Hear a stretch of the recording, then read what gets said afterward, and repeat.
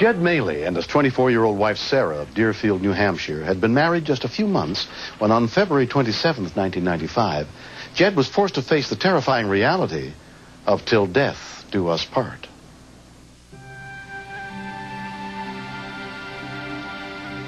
We consider each other best friends, and finally did get married, and we have the house that we've dreamed about. You know, we just got back from our honeymoon, and everything was just going so right for us. Hi, Nancy. It's Jed, Sarah's husband. I'm calling to let you know that she's not going to make it into work today. She was coughing and having a hard time breathing. At that point, though, she was treating it more or less like it was something that she could get control of. Okay. Thanks. Bye. You're all set. Sarah's had asthma since even before kindergarten. She knows the measures that she needs to take to get her breathing. So it's best for me to just keep my distance a little bit because, A, you don't want to distract her. B, you don't want to make her nervous. And C, you don't want her to have to talk if she's having a hard time breathing. About a half hour transpired, and I heard her say that she couldn't breathe. Jed? Call the ambulance. Call the ambulance. We don't have a 911 system, but Sarah had been smart enough actually to program the number into our phone. Deerfield Fire and Rescue. Hi, this is Jed Maley up on 201 Road. Yes, sir. My wife's having an asthma attack. She doesn't feel like she can make it to the emergency room. Okay. Is she taking any inhaler or anything like that? Yeah, she's got 3 of them, but... It's not doing any good. Right. All right, we'll have the ambulance head right up. All right, thanks. Bye. The nearest advanced life support unit was more than 12 miles from the scene.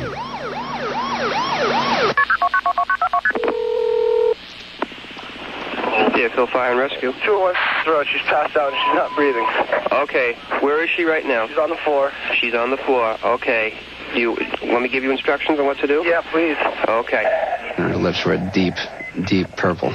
And that's probably the very first moment that I realized that she might die. Should I start blowing into her nose or something? Okay, this is what I want you to do, all right? I want you to help her breathe, okay? What you got to do is first get her on her back. Okay. Okay, put her on her back first. Yep. Okay. Okay. All right. So what you're going to do is you're going to put your palm of your hand on her forehead and tip her head back. Okay. And lift up the chin with the other hand. Okay. Okay. That should keep the tongue out of the back of her throat. Okay.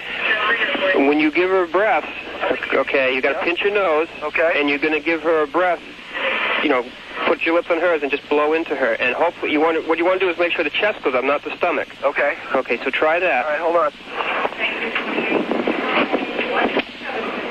I just kept saying over and over again that, you know, you can't leave me now. You can't do this. She's in respiratory arrest. I'm giving directions over the phone right now.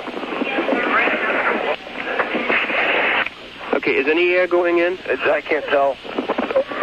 Okay. What you're going to do, when you tip the head back far enough, yeah. Okay, as you breathe into her, you should see either the chest or the stomach rise. Okay, hold on. Okay, try it again.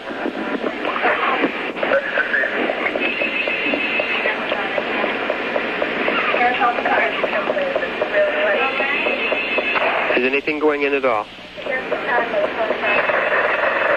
Jed?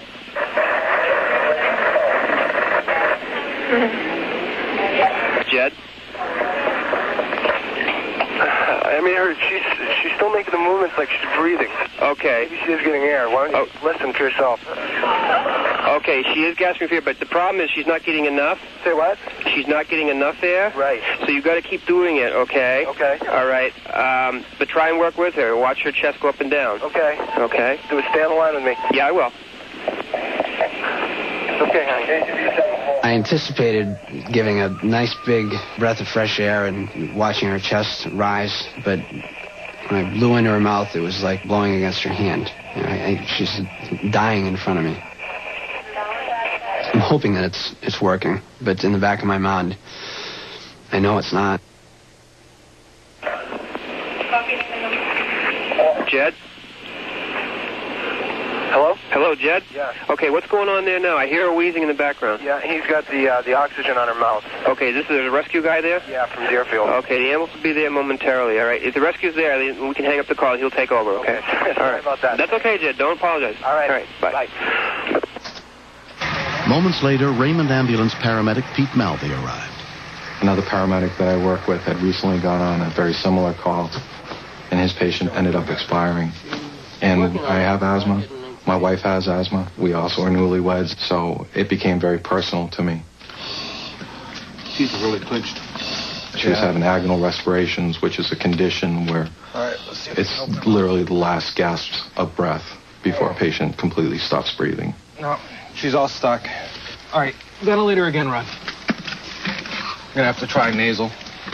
We tried to open her mouth, it wouldn't work. We tried to pass the tube nasally, it wouldn't work. Okay. And if we were unable to establish an airway, the patient's possibility of survival was 0. It's not going in either.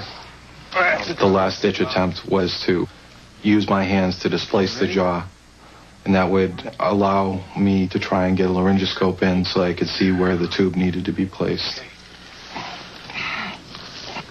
All right, tube. This is terrible to say, but been married 3 months, and we still have very recent memories of our honeymoon. And now the memories that are going through my mind is, am I going to have to plan a funeral?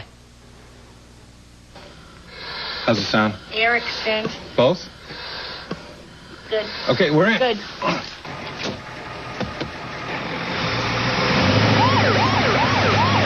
How's the bagging going? Really tough. Tight. Okay. Her lungs had basically collapsed onto themselves, so it was very hard to get any oxygen in. It was like trying to push a bowling ball through a cocktail straw. We knew she needed everything that we could give her. We gave epinephrine through the IV, and usually you see some sort of a minimal change in the patient's status, and there was absolutely none. Okay. Watch your hands sharp.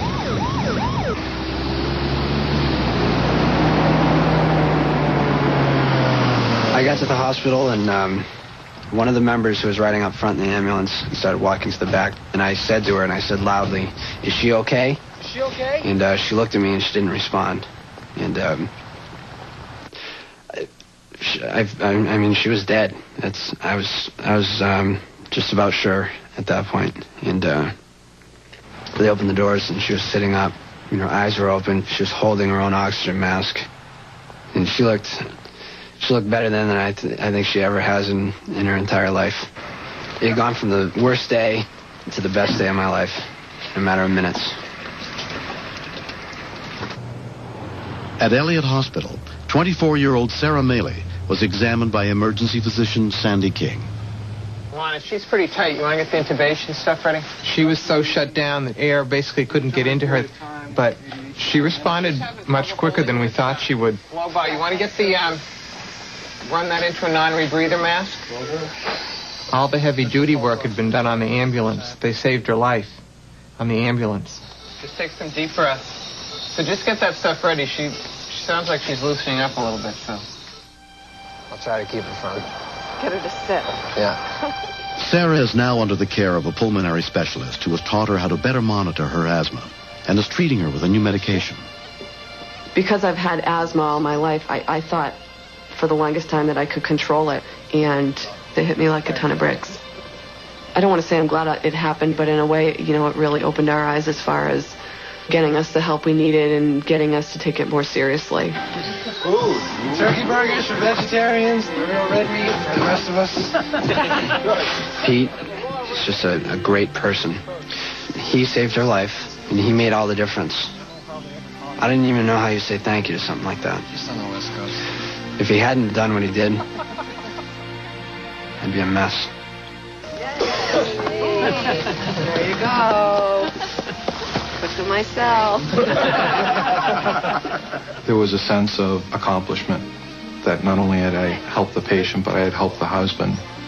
I began thinking about what if it had been my wife instead of his that day. And I think somewhere along the line, I was working Sarah for Jed. There's no doubt the system is what saved Sarah. There was a speed dial. The husband had the state of mind to be able to listen to the dispatcher's directions. The rescue members arrived fairly quickly with oxygen, and our treatment was extremely aggressive. If any link in that chain had been broken, Sarah wouldn't have made it. everybody made a difference. Everybody touched her, and she touched everybody. We're going to salvage it? Yes! All right. Save your wife, save a bird. It all works out. You got to help her out. I have no fire. Next. There were two ladies in the car. There was no way that they could get out. They would have been swept away with the current immediately. We're not getting any response.